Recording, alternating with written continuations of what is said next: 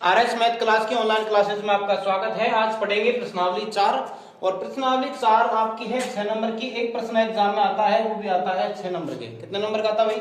6 number का। और 6 number का सिलेक्टेड मैटर आपका एक ही प्रश्न जो होता है बिल्कुल सिलेक्टेड है, और उस सिलेक्टेड को आप पढ़ने के लिए थोड़ा सा बेसिक पढ़ना पड़ेगा। और उस बेसिक के लिए देखो पहला पॉइंट आपका क्या है। प्रश्नावली का नाम है आपका रैखिक दो चरों के लिए। प्रश्नावली का नाम है दो चरों के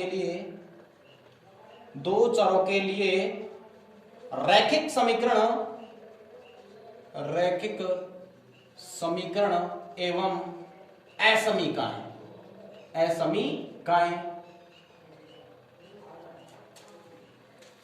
वापस समझना, प्रश्नावली 4 है आपकी, दो चरों के लिए रैखिक समीकरण एवं असमीकाएं। अब एक बात समझनी है यहाँ पे आपको। आपने ताकि देखी सबने, ठीक है? पहले दूसरी तीसरी क्लास में बंदर वाला खेल होता था, तो सांड और बिल्ली थी, एक सियार और एक क्या थी? बिल्ली।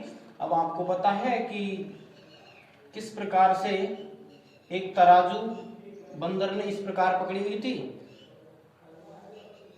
और उस तराजू से किस प्रकार से बंदर ने दोनों को पागल बनाया, ठीक है? अब इसी प्रकार यहां देखते हैं, डांडी इसमें है, यदि समीकरण का मतलब है समान करना, दोनों पक्ष क्या हो? बराबर हो। अर्थात इसके लिए बात चल रही है दो चरों के लिए रैखिक समीकरण एवं असमीकाएं।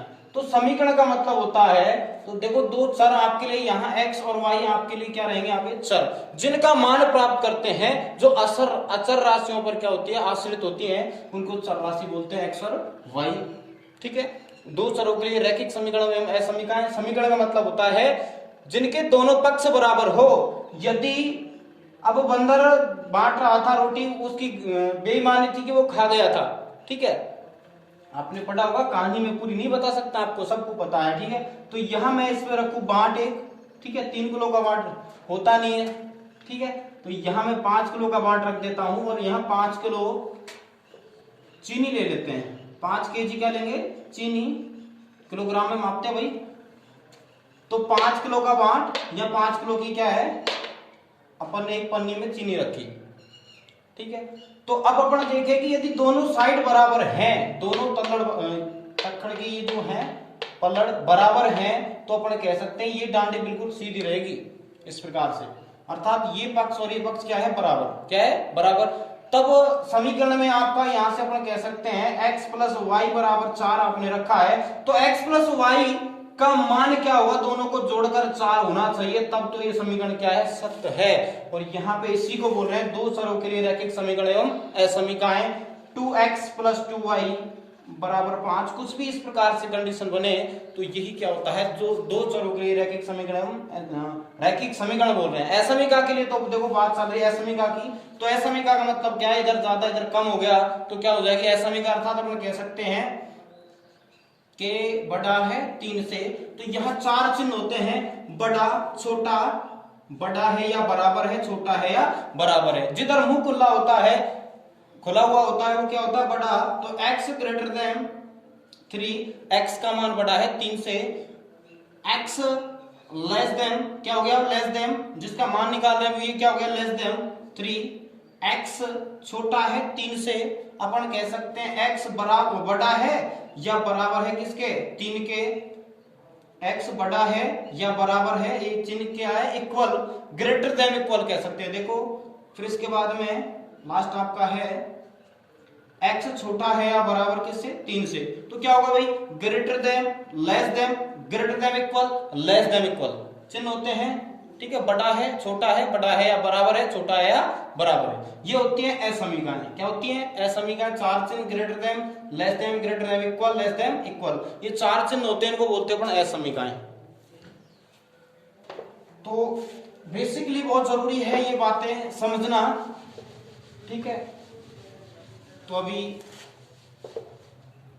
अपन पढ़ रहे थे समीकरण के बारे में, पता चल गया, चर राशियों के बारे में पता चल गया, x और y यहाँ यूज ले रहे हैं अपन। तो यहाँ देखेंगे सबसे पहले दो चरों के लिए रैखिक समीकरण असमीकाएं जो है इस प्रश्नावली में सबसे पहले मानक समीकरण होते हैं। तो देखो दो चरों वाले रैखिक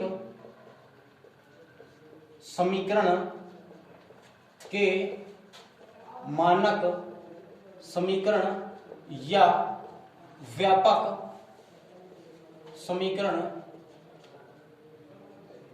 ठीक है, निम्न प्रकार हैं। भाई अपन को मिलेंगे दो चरों वाले दो समीकरण मिलेंगे। कितने समीकरण मिलेंगे? दो, क्योंकि एक समीकरण से रैखिक का मतलब हो गई एक रेखा प्राप्त करना। बिल्कुल इस समीकरण से एक रेखा प्राप्त होगी, एक समीकरण से, तो दो समीकरणों से दो रेखाएं प्राप्त होंगी। उसकी बेसिक क्या व्यवस्था होगी वो आपको देखनी है। तो दो चरों के लिए, दो चरों वाले रैखिक समीकरण के मानक समीकरण या व्यापक समीकरण निम्न प्रकार है। तो अपन देखें a1x plus b1y plus c1 बराबर 0, a2x plus b2y plus c2 बराबर 0। ये आपको देखनी है कि इस प्रकार का समीकरण मिलेगा जिसमें क्या बोला अपन से? रैखिक समीकरण बोला है। क्या बोला भाई? रैखिक समीकरण। और रैखिक समीकरण का मतलब है अधिकतम घात 1 होना, चरों के लिए अधिकतम घात 1 होना। दो घात हो तो क्या कहलाएगा? द्विघात समीकरण। क्या कहलाएगा? द्विघात। आपने पढ़ा है बहुपद, तो बहुपद में एक पद होता है x प्लस 2, तो यहाँ पे क्या पद हो गए भाई? दो पद हो गए, तो क्या हो गया? द्विपद। आपने पढ़ा है व्यंजक या चर और अचर राशियों को एक साथ रख दिया जाए तो क्या कहलाएगा? व्यंजक कहलाता है। ठीक है, इसी प्रकार से अपन देखते हैं a1x plus b1y plus c1 बराबर 0, a2x plus b2y plus c2 बराबर 0। ये जो अपने दो चरों के वाले रैखिक समीकरण के क्या है? मानक समीकरण। अब इन मानक समीकरणों से a1 b1 c1 a2 b2 और c2 के मान प्राप्त करते हैं। कैसा भी समीकरण लेंगे तो अपन को अनुपात निकालना होगा। अनुपातों x के गुणांक का अनुपात, y के गुणांकों का अनुपात और अचर राशि c1 c2 के अनुपातों, ठीक है, इनका अनुपात निकालना है। तो अपन देखें अनुपातों a1 बटा a2 बराबर b1 बटा b2 बराबर c1 बटा c2। इसके लिए कंडीशन आपको देखनी है, तो ये काम अपन करेंगे अनुपातों। इसके लिए संगत असंगत हल की कंडीशन क्या होती है वो मैं आपको बताऊंगा अभी इसी वीडियो के द्वारा। ठीक है, तो यह देखते हैं और इसका अच्छी व्यवस्था। अब यहां अपन को देखनी है दो चरों वाले रैखिक समीकरण के लिए मानक समीकरण, व्यापक समीकरण आपने पढ़े अभी। ये पढ़ने के बाद में बेस्ट जो व्यवस्था है इसके लिए वो ये है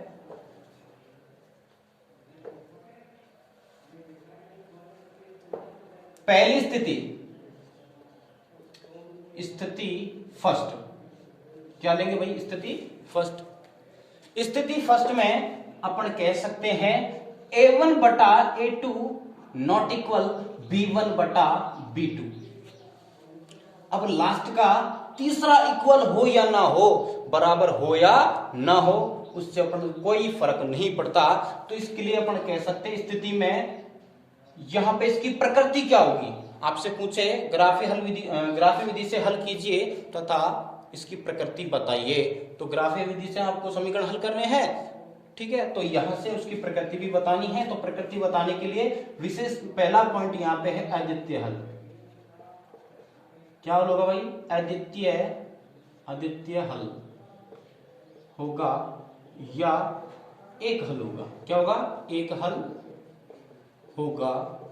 तो ध्यान रखना अद्वितीय का मतलब है अद्वितीय, जिसके समान कोई दूसरा न हो।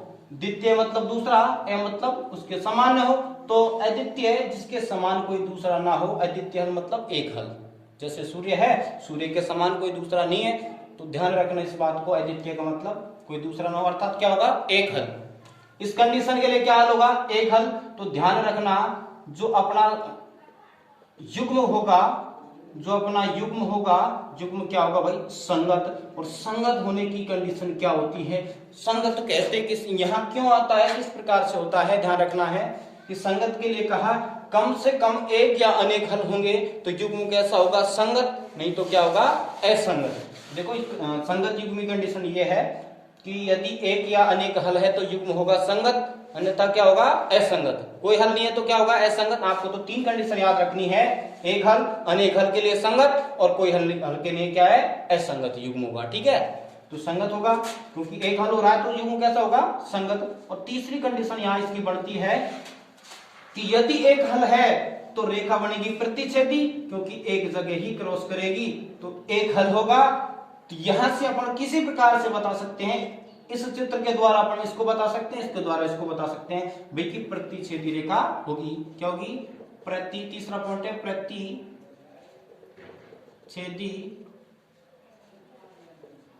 रेखा होगी। जो रेखा बनेगी, पहले कह सकते हैं अपन भाई प्रकृति की जांच कर सकते हैं कि इसकी किस प्रकार की प्रकृति है, कि क्या बनेगी रेखाएं जो बनेगी। देखो आपको दो समीकरण मिलेंगे, जैसे अभी बताया था a1x plus b1y plus c1 बराबर 0, a2x plus b2y plus c2 बराबर 0। ये दो चरों वाले रैखिक समीकरण के मानक समीकरण या व्यापक समीकरण हैं, उनको हल करने पर आपको ये कंडीशन बनेगी ग्राफ में, क्योंकि दो रेखा है तो दो समीकरण बनेंगे, या तो इस प्रकार से बनेंगे, ये नहीं बनेगा तो स्थिति सेकंड क्या है उसको पढ़ते हैं, स्थिति सेकंड अपन पढ़ते हैं इसमें। तो सेकंड कंडीशन देखो यही क्लियर करता हूं, पहली कंडीशन क्लियर है। अब यहां से चलो यहां ले लेते हैं अभी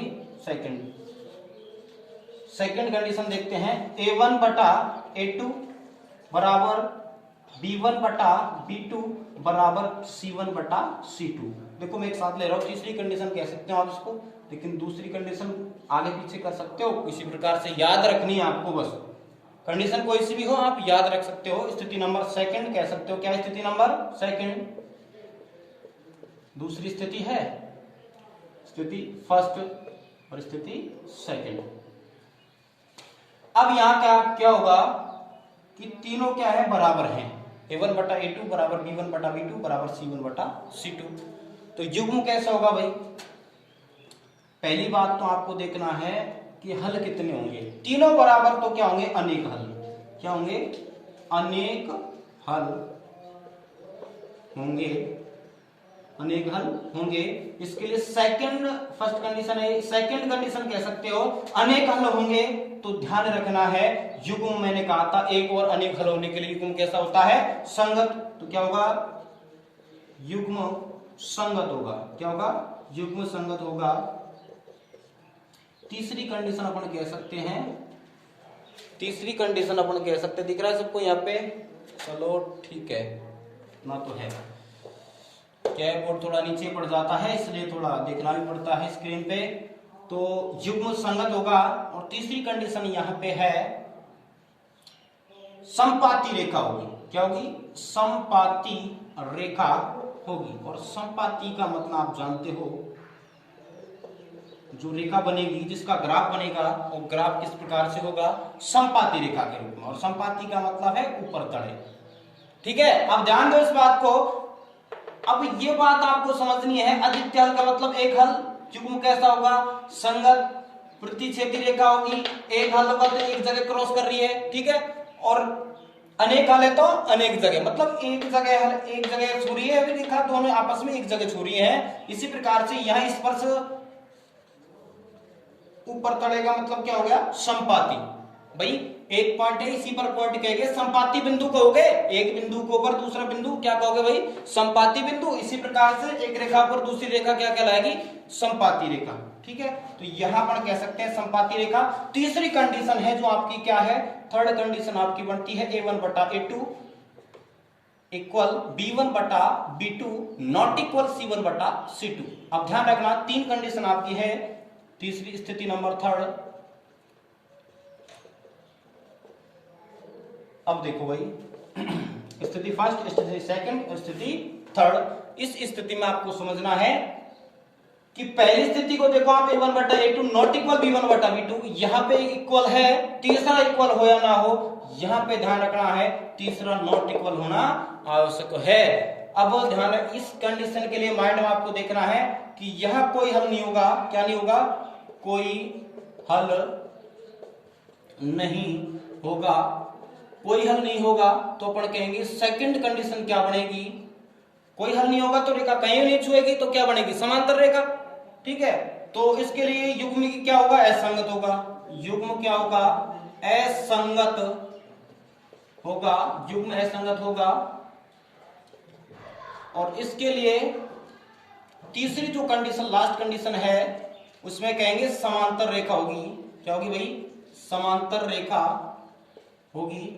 और समांतर रेखा का मतलब है बिल्कुल समान, जिनके बीच में जो गैप होता है वो बिल्कुल समान से होता है, समानांतर, जैसे रेल की पटरियां होती हैं उसके बीच में यहां से ये गैप भी जितना होगा, यहां भी जितना होगा, बीच में भी उतना होगा। तो ये रेखाएं कहीं भी जाके नहीं मिलेंगी, आरंपार सीधी एक जैसे निकल जाएंगी, वो क्या कहते हैं, समांतर रेखाएं। बिल्कुल ये दोनों समांतर रेखाएं कहलाएंगी। अब कंडीशन आपको समझनी है कि एक हल तो एक जगह क्रॉस करेंगी, अनेक हल तो ऊपर तले बिल्कुल हर जगह क्रॉस बिल्कुल स्पर्श कर रही है, एक जगह स्पर्श कर रही है, यहाँ पे हर जगह अनेक हल।